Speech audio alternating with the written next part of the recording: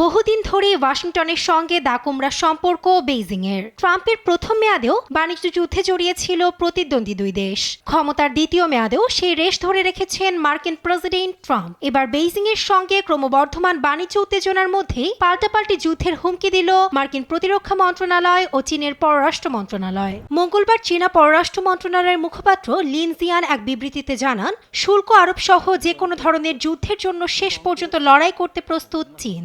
বুধবার যুক্তরাষ্ট্রে অবস্থিত চীনা দূতাবাসও সামাজিক মাধ্যম এক্সে একই বিবৃতি তুলে ধরে, যা যুক্তরাষ্ট্রের শুল্কের বিরুদ্ধে চীনের আরও কঠোর হওয়ার ইঙ্গিত দেয়। বেইজিংয়ের প্রতিশোধের হুমকির বিপরীতে পাল্টা হুমকি দেয় পেন্টাগনও। বুধবার ভোরে ফক্স নিউজে দেয়া এক সাক্ষাৎকারে প্রতিরক্ষা মন্ত্রী পিট হেগসেট জানান, যুদ্ধের জন্য যুক্তরাষ্ট্রও প্রস্তুত।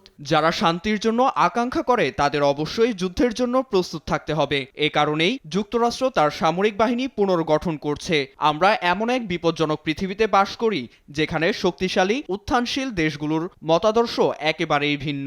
এ সময় হেগসেট ডোনাল্ড ট্রাম্পের সঙ্গে প্রতিপক্ষ শি জিনপিং এর ভালো সম্পর্কের কথা উল্লেখ করে বলেন, সম্ভাব্য যে কোনো পরিস্থিতি মোকাবেলায় সবসময় প্রস্তুত পেন্টাগন।